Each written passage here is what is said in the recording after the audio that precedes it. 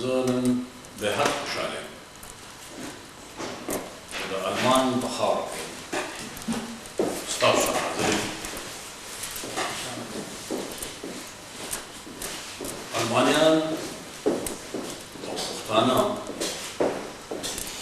تقریبا یو شان تاریخ د ورته تېر شوي دي. نو مختصر خبره وکړو او تفصیل کې نه ځم. ما تفصیل چې کوم دی نو پنځویشتم اګست پښتون سوشل ډیموکراټیک پارټۍ په افغانستان چې جرګه راوښتې وه یو مقاله پېښ کړې وه، څه کاپیان یې راوړي دي، تاسو ته بیا حاضر کړي. مختصر به دا عرض وکړم چې پښتانه هم قبیلوي ژوند کې تر ډېره وخته پورې ژوند تېراوه، او چونکې قومي وحدت یې نه لاره په دې وجه د نورو ماتحتو د ایران ماتحت پاتې شوي دي، د هند نه پرې حکومت شوی دی، د نورو نه راغلی دی. المانیانو هم قبیلوي ژوند تېراوه، او هغه چې په یورپ کې د ټولو نه لوی قوم دی په نورو قومونو په دې باندې حکومت کوي. المانیانو خپل قومي بنسټ د بسمارک په رهنمایۍ کې په 1806 کې یو فدراسیون یې قایم کړ د 25 ریاستونو چې دوی پکې خودمختار پاچاهان وو، او د هغې نه پس چې کوم دی نو هغوی خپل قومي وحدت او خپل قومي احساس دونه پیاوړی کړ، دونه مضبوط کړ چې اگر چې په دویم عالمي جنګ کې د دنیا قوتونو بیا المانیان څلور ټوکړې کړو، خو په ډېر لږ وخت کې چې کوم دی نو هغه څلور ټوکړې دوه ته راغلې، شرقي او غربي ته راغلې، او په 15 کاله کې هغوی بیا خپلواک حاصل کړو. شرقي غربي د باندې لاړه، یو المان شو. پښتنو خپل قومي بنسټ په 1909 کې میرویس بابا دغه قبیلې په 1909 کې د المانیانو نه څه د پاسه 100 کاله مخکې ایښودی دی، او بیا په 1959 کې احمدشاه بابا هغه بنیادونه نور مضبوط کړو، او د بدقسمتۍ نه نن 8% کالو شو چې زموږ قومي وحدت قومي بنسټ رامنځته شوی دی. موږ څلور ټوکرې کړي یو، او نن هم څلور ټوکرې پاتې.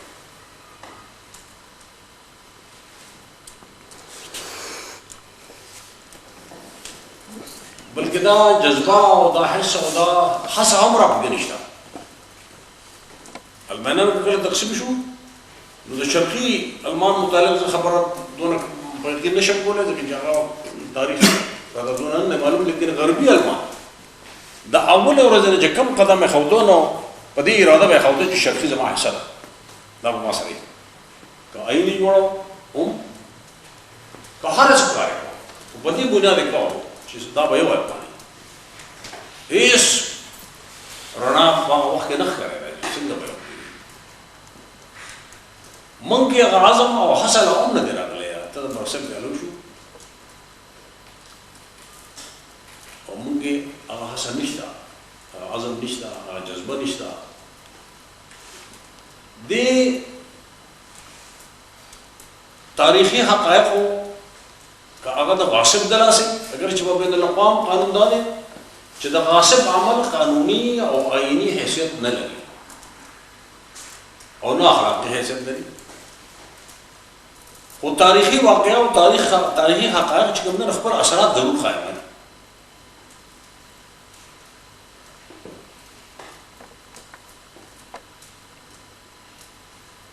اته د برسل کاله دا تقسیم وشو، دې تقسیم په دې هر یو حسب خپل مشکلات پیدا کړي دي، خپل ضرورت راوستي دي، خپل تقاضې راوستي پیدا کړي دي. هغه ضرورتونه، هغه تقاضې، هغه مشکلات فوري حل غواړي. چونکې ډاکټر صاحب او هیوادمل صاحب دواړو چې کوم دی ما ته دا نشاندهي کړې ده چې زه موجوده افغانستان زه هغه د موجوده افغانستان وایم په موجوده افغانستان کې د امن ته راتلو سو فکر او تدبیر هغې باندې خپل رای اظهار وکړم نن په دغه حصه کې چې هغه څلورمه حصه ده چې انګریز په 1893 کې د پښتنو خاوره او پښتون قوم په 4 ټوکړې کې تقسیم کړو د دې بنیاد باندې چې د قوت مات کی د لاس مات کی د ملا مات کی چې په خورد کابل کې انګریزانو سره د جنرال مکناټن 14,240 فوجان چې کوم دي نو افغانانو قتل کړو یو برایډن یې پرېښود چې هغه لاړ شي جلال آباد کې خبر وکړي دې خبرې هغه وخت کې انګریز داسې حاوي قوت و لکه نن چې امریکا په دنیا حاوي ده انګریز ته امو پورې دا خاوره خپله ګڼله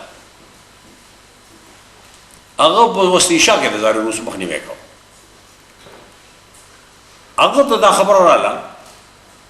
چې دلته کې یو قوت دی چې کومه خبره ما خپله ګڼله هغې کې یو قوت دی چې هغه زما 14,000 فوج ختموي نو سبا له به زه د زار روس ته مخامخ یم او د شا طرف به زما ملا پرې شوي هغه چې څنګه د تورې او د ټوپک زور لاره داسې د قلمو زور لاره هغه په افغانانو کې دا وکتل چې دا مټې د چا دي نو دا مټې د هغه معلومات دا راغلی چې دا مټې د پښتنو دي لہذا هغه پښتون قام او د پښتون قام خاوره 4 دی تقسیم په یوه حصه یې هغه زموږ نوم پکېښود افغانستان دا هم په دې خاطر پرېښود چې که دا نوم ورکېږي د دې خپل رد عمل پیدا کېږي لہذا چې دا رد عمل پیدا نه شي چې د دې په موضوع کې دا چې هغه افغانستان غوښته په باقي 3 حصو باندې داسې نومونه کېښودل چې د هغه نوم سره هېڅ ربط نه یو د قبایلو وې ورسره بل نوم نه و چې کوم قبایل پښتون قبایل افغان قبایل قبایلي علاقه کومه قبایلي علاقه افغان قبایلي علاقه پښتون قبایلي علاقه قبایل په ټول دنیا کې یو د شمال مغربي سرحد وي چې نن وخت وایي هغه شمال مغربي سرحد دی موږ یې ورته پښتونخوا وایو خو لا په آزاد پاکستان کې چې هغه کې وایي چې پښتانه هم آزاد دي او حق لري دا حق څوک نه ورکوي چې هغه خپل شناخت یعنې شناخت سرکار ولا شناخت لا نه ورکوي او درېیمه حصه یې د دې دوه نه زیات عجیبه نومونه ورکړل هغې له برټش بلوچستان نوم کړی یو بلوچ یو فیصد بلوچ پکې نه و د بلوچستان او سوال پیدا چې بلوچ پکې نشته نو بلوچستان څنګه شي او د برټش سره هم کار نه چې د انګریز علاقه نه وه خاوره د پښتنو وه په هغه برټش بلوچستان زمونږ چې کوم ما داسې عرض وکړو چې زمونږ نن هغه عزم هم لا نشته هغه هڅه هم نشته هغه جذبه هم نشته چې موږ یو قوم وو یو قوم یو او یووالی زمونږ حق دی